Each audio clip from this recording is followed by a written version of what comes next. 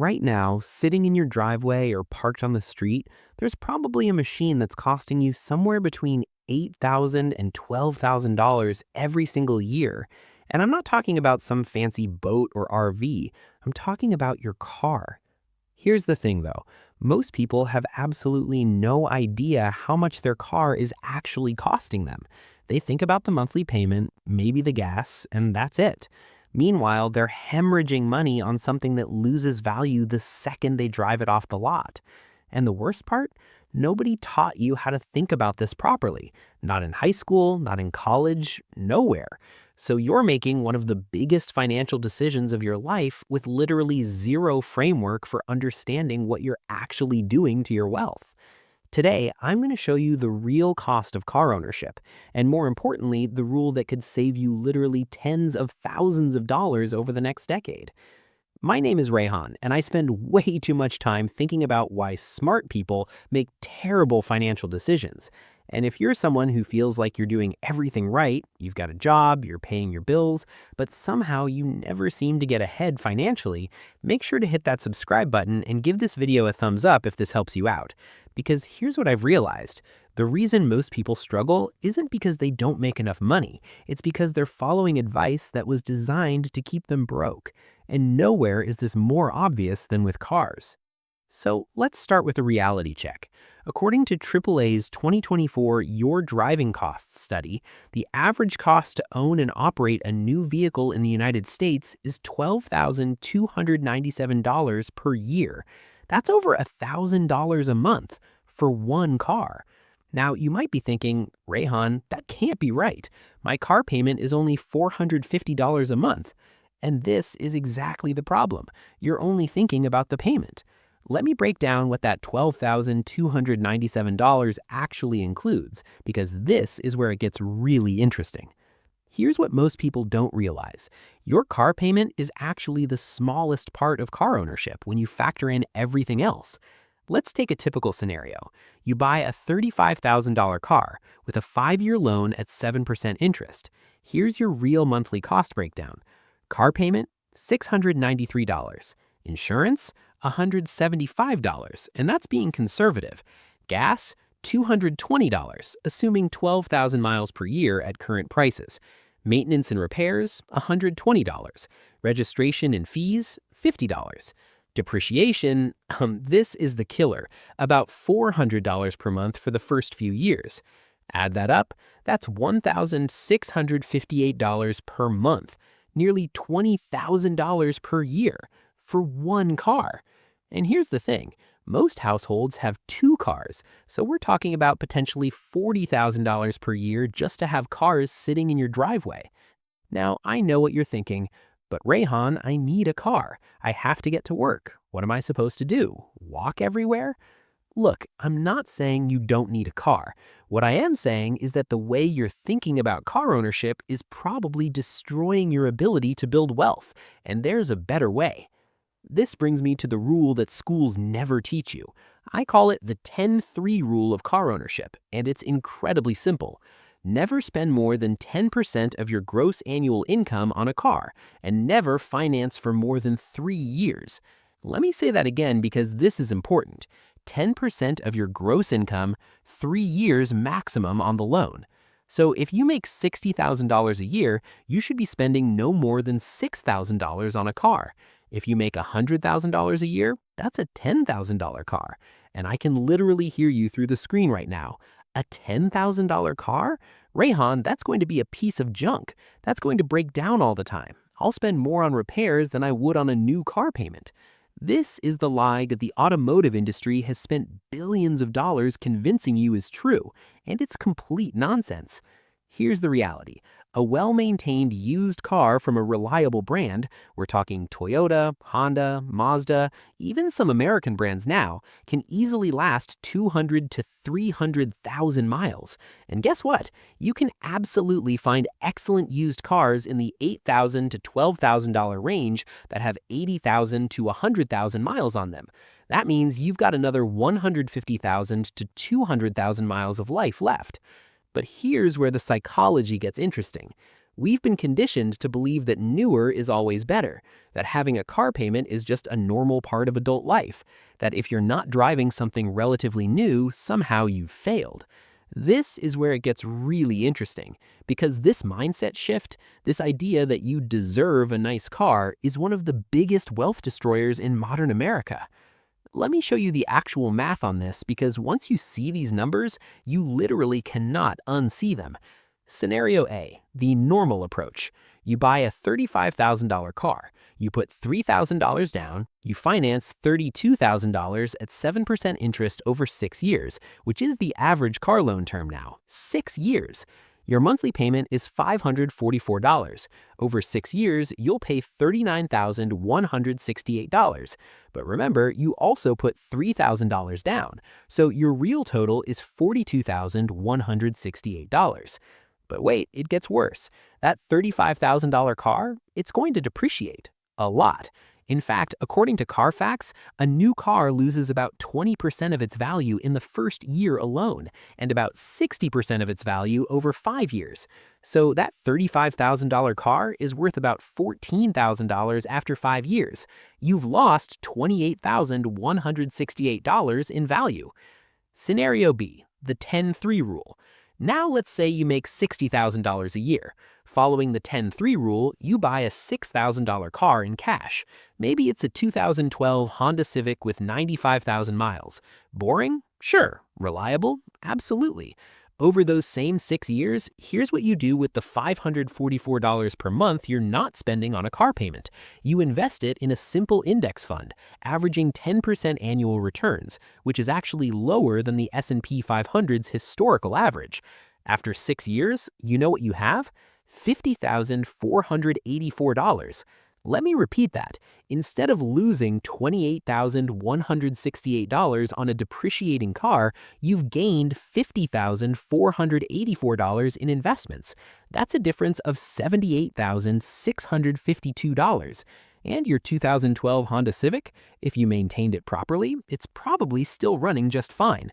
You might need to sell it and buy another used car for $6,000 or $8,000, sure, but you're doing that with cash, from a position of financial strength, not from a position of desperation.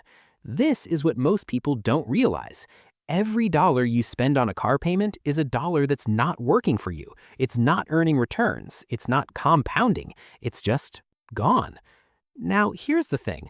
I know the math makes sense. You can see the numbers, but there's this voice in your head right now saying, yeah, but what will people think if I show up in an old car? But I work hard. Don't I deserve something nice? But what about safety features? Aren't newer cars safer? Look, I get it. I really do. We live in a culture that judges your success by what you drive. Your car is supposed to be a reflection of your status, your achievements, your worth as a person.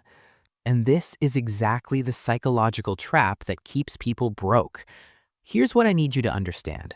Wealthy people, actual wealthy people, not people who look wealthy, they don't care about impressing strangers at red lights. You know what they care about? Cash flow, assets, financial freedom. There's this incredible quote from The Millionaire Next Door. If you haven't read it, you need to, where the authors found that the average millionaire drives a Toyota or a Honda that's several years old. Meanwhile, people making $50,000 to $70,000 a year are driving $40,000 cars. Think about that for a second. The people who actually have money aren't spending it on cars.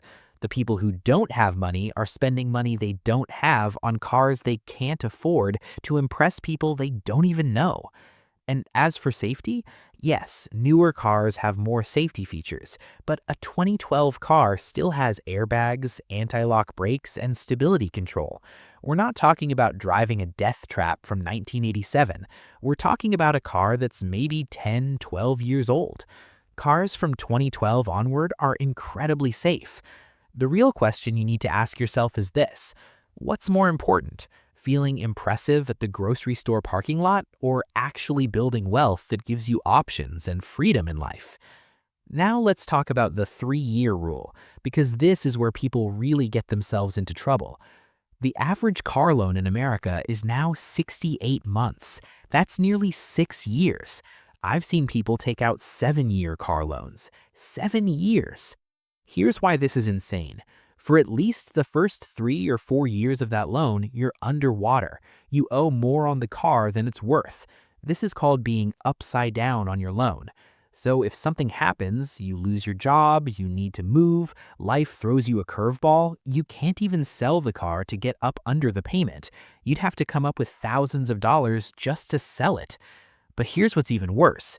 By the time you're 4 or 5 years into a 6-year loan, guess what starts happening? The car needs repairs, tires, brakes, maybe a transmission issue. And now you're stuck paying for repairs on a car you're still making payments on. You're paying twice. The 3-year rule solves this. If you're buying a reasonable used car and you can pay it off in 3 years, you're in and out before major maintenance hits. And then you're driving free and clear while everyone else is still making payments. Think about this. If you buy a $10,000 car and finance it for 3 years at 5% interest, your payment is about $299. After 3 years, you own the car outright. Now you keep driving it for another 3 years with no payment while investing that $299 per month. That's an extra $10,764 in your pocket plus growth. This is how you actually get ahead. Not by having the newest car, by making smart decisions that compound over time. So what do you actually do with this information? Here's your action plan. Step 1. Calculate what you can actually afford. Take your gross annual income, multiply it by 0.10. That's your car budget. If you currently have a car that's more expensive than this, you need to seriously consider downsizing. I know that's not fun to hear, but staying in an expensive car is a choice to stay broke. Step 2, if you currently have a car payment, get aggressive about paying it off. Use the debt snowball or debt avalanche method, whatever motivates you, but get up from under that payment as fast as possible. Every extra dollar you can throw at the principal is a dollar you're not paying interest on. Step 3, start saving for your next car in cash. Once your car is paid off, keep making the payment, but to yourself. Put it in a high-yield savings account. When your current car finally does need to be replaced, you'll have cash ready. No loan, no interest, no being at the mercy of a lender. Step 4, buy smart. When you do buy, focus on reliability over flash. A 10-year-old Camry or Accord is a better financial decision than a 3-year-old luxury car, even if they cost the same.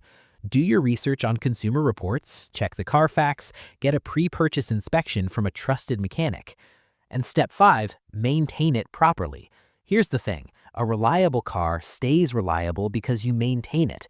Oil changes, tire rotations, following the maintenance schedule. It's way cheaper to maintain a car than to fix a car you neglected. Look, here's what most people don't realize. The car you drive is one of the biggest levers you have in your financial life. Housing is probably bigger, but you have way more flexibility with your car than you do with your house. If you can crack this code, if you can resist the pressure to look successful and instead focus on actually becoming successful, you're going to be shocked at how much easier your financial life becomes. Here's my challenge for you. Take your current car payment or the payment you're considering and run the numbers I showed you today. Actually calculate what that money could be doing for you if you invested it instead of giving it to a bank. I promise you, once you see those numbers, you can't unsee them. And that's when the mindset shift happens. That's when you realize that driving a paid-off, reliable used car isn't settling. It's not a sign that you haven't made it. It's actually the opposite. It's a sign that you're smart enough to see through the marketing, confident enough to ignore the judgment, and disciplined enough to prioritize your actual financial goals over temporary status. The 10-3 rule isn't sexy. It's not going to turn heads at a stoplight, but it might just be the difference between retiring at 55 or working until you're 70, between taking that dream vacation or stressing about money every month, between financial freedom or financial stress. The choice is yours. If this video shifted your perspective on car ownership, do me a favor and hit that like button. Subscribe if you want more content on building wealth without sacrificing your entire life.